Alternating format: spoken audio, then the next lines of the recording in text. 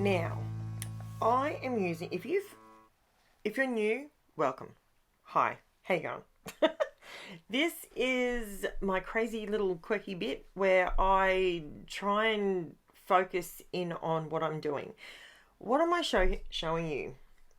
The first thing that I want to bring to your attention is the stencil that I'm using. I bought from eBay here in Australia probably 4 or 5 years ago. Now, I did use it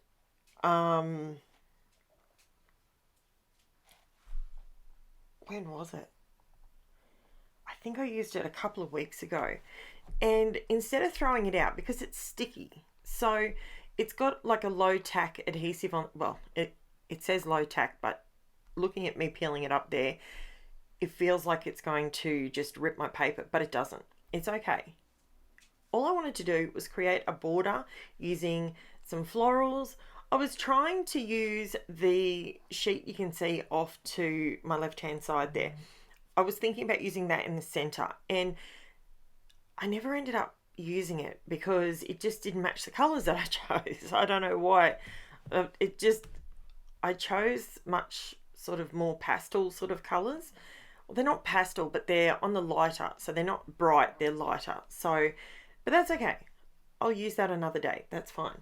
So the colors that I am using, let me find my notes. Let me see. Okay, so the colors that I've used here are shaded lilac, cracked pistachio, KITSCH flamingo, dried marigold, scattered straw, and dusty concord. Now, these are all distress oxides. They all go together really well. I'm using the brushes that you can see off to the right hand side. I purchased them from Amazon a while back. I'm not sure how much they are at the moment, but they're super cheap. And if you're not good at blending, pro tip, use brushes, because it's like it melds the colors together and there's literally no effort required. So if you want to do something along this line, see how I've got pink and purple in those flowers? This is how I did it. This is how easy it is to do.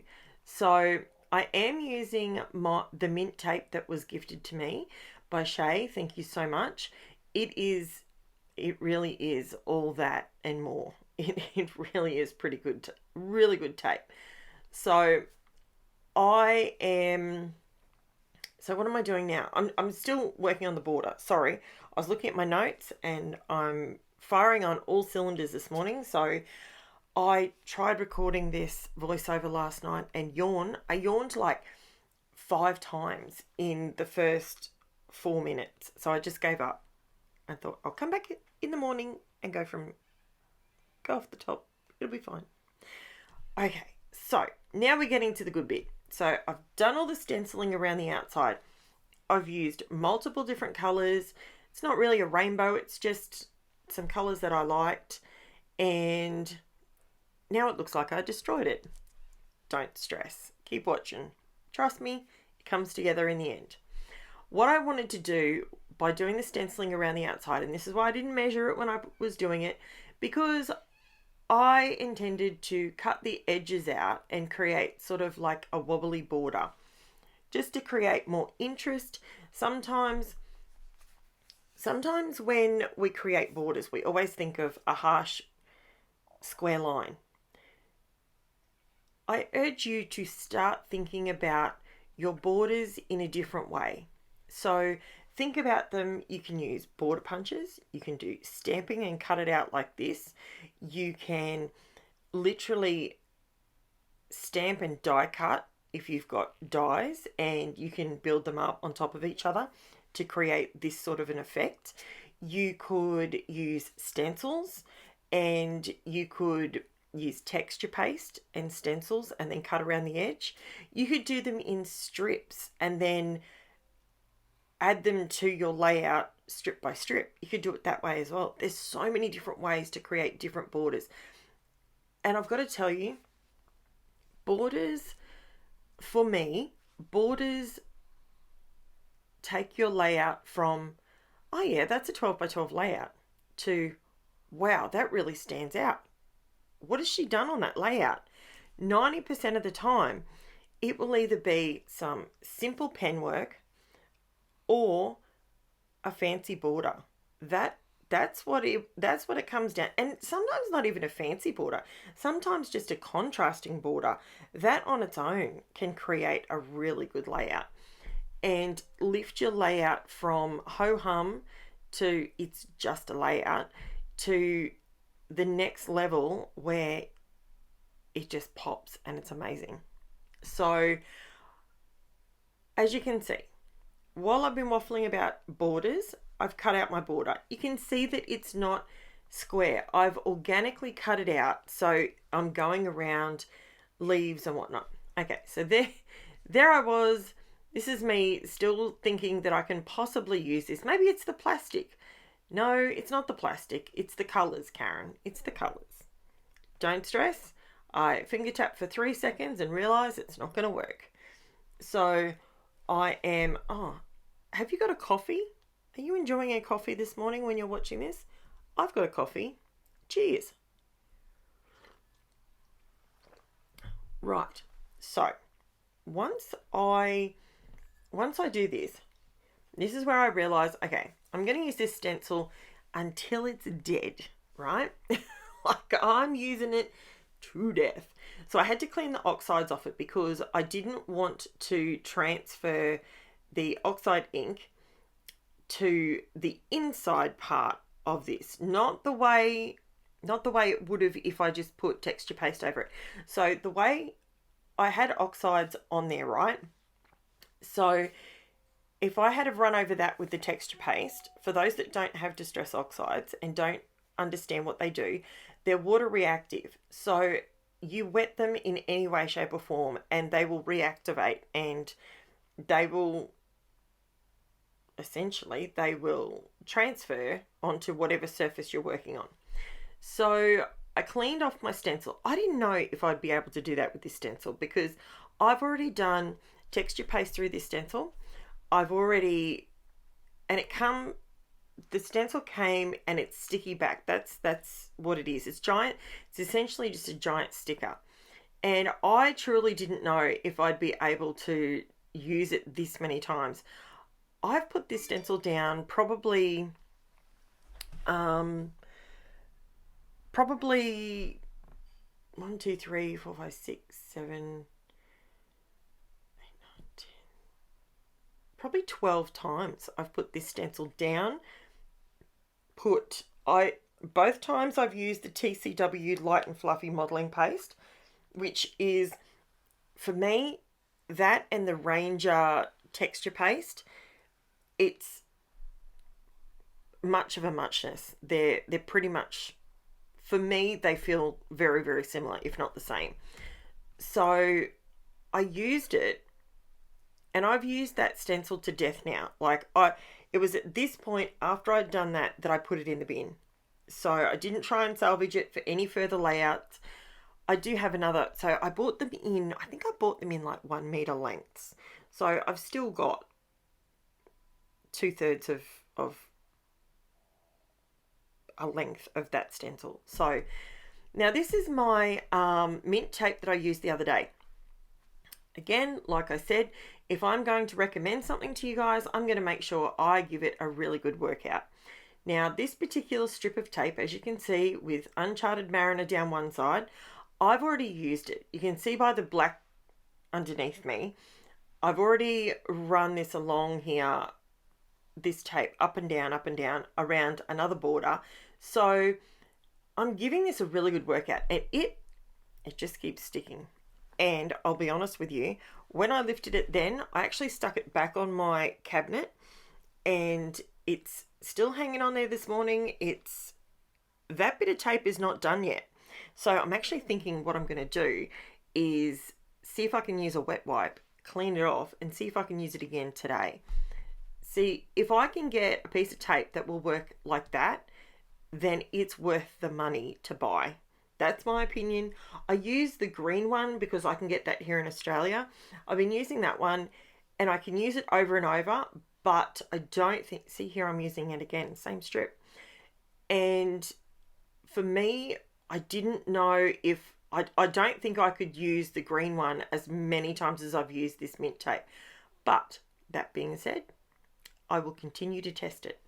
So it's really, really good. They're just my finger daubers that I use for my distress oxides when I'm doing something like I'm doing here. I just want a thin strip of ink. I'm not using my big daubers. I'm using the small ones, and that way I'm not transferring and getting as much ink up off the ink pad. Now, just drying off, making sure that the stenciled area is nice and dry. What I'm actually creating here is my border for my photo. Now, the photo is nothing fancy. To be completely honest, this layout, I don't know if you do this, but sometimes I am scrapbooking the story. Sometimes I'm scrapbooking to just be creative and have fun. And yes, of course, a photo goes onto it, but it's not necessarily a photo that has a massive story behind it.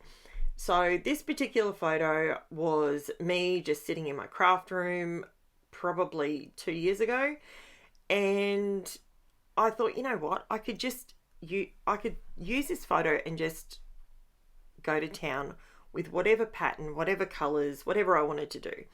So, I mean, this photo was taken in winter because I've got a jumper on. So,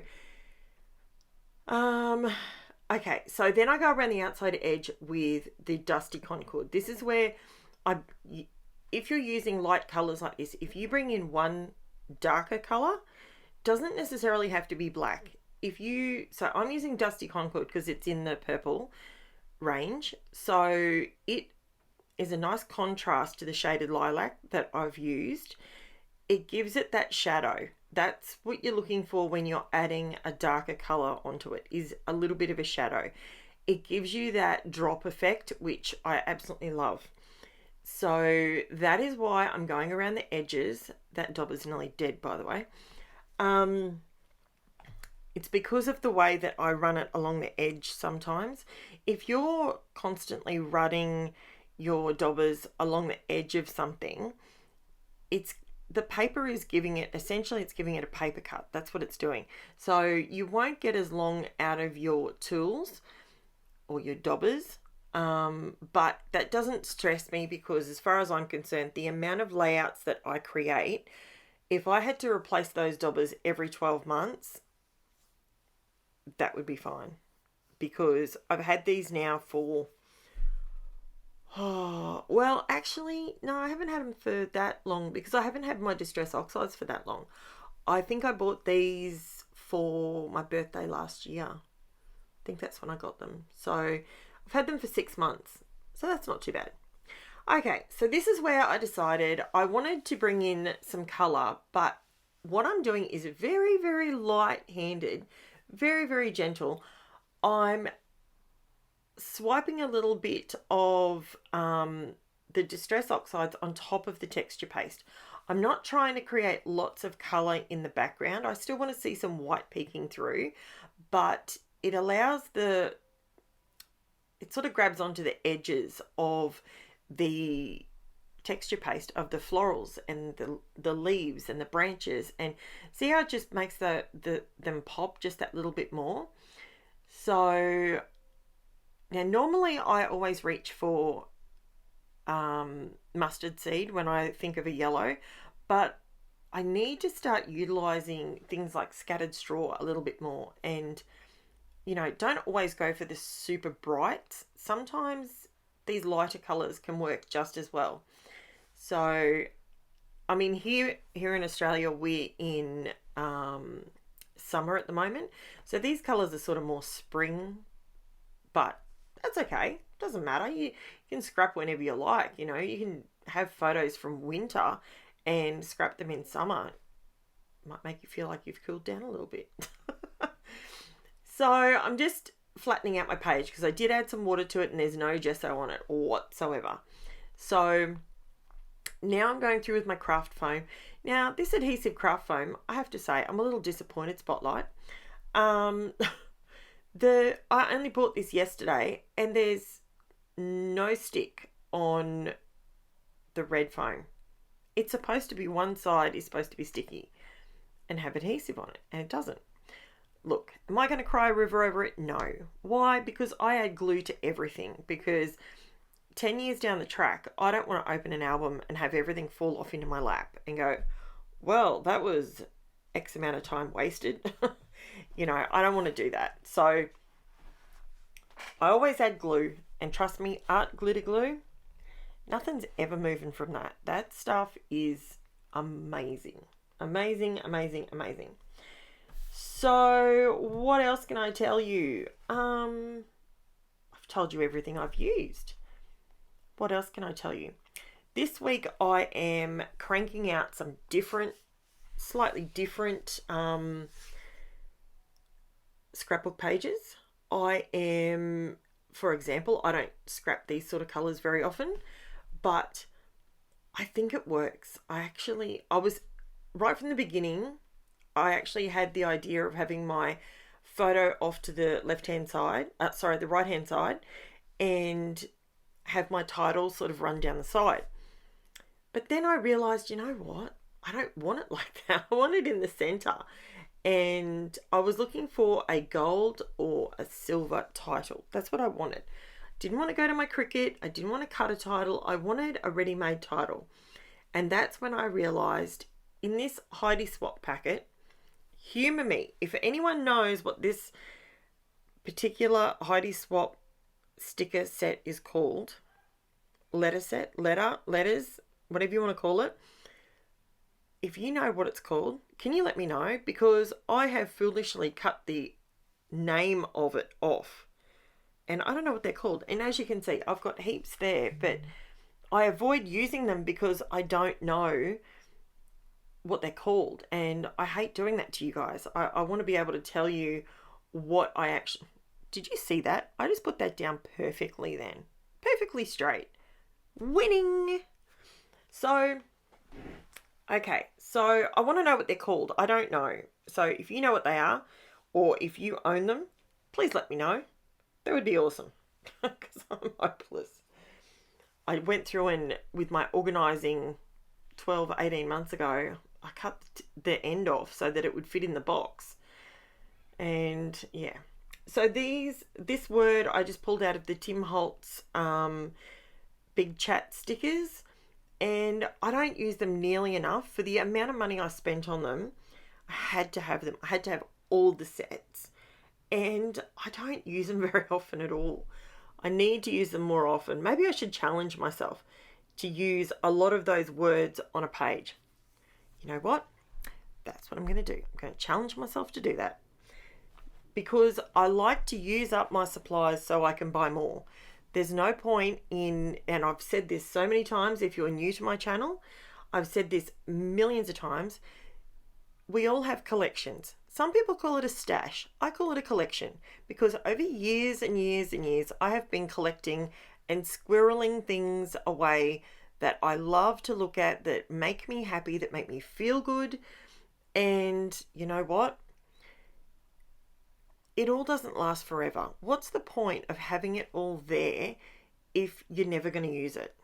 So I'm using it. Those stickers, those words, and I know exactly what I'm going to do. Today's layout is going to be brought to you by fill in the blank. I'm just writing it down so I don't forget my idea. Okay, so I'm just adding a little bit of gold pen, not to overly highlight, just so when you move the page, you can get a slight flicker of something shiny, just to tie into the word story. And my title is called Story Time, which is what I think of when I come into my scrap room. I think of what's the next story I'm going to tell. Whether I'm talking to a microphone in a room by myself, well, actually Gizmo's in here with me. And yeah, so here's the close-up, guys. So have a quick look at that. I love the texture in the center. I love the light colors, and it doesn't take away from the photo. I absolutely love it. Now, if you are new to my channel, I load up 6 videos a week, sometimes more, 7, 8, depends. And I also have over on my social medias. They are linked in the description if you would like to join them, both Facebook and Instagram, for more inspiration. Thanks so much for watching, and I will chat to you soon. Thanks for that. Bye for now.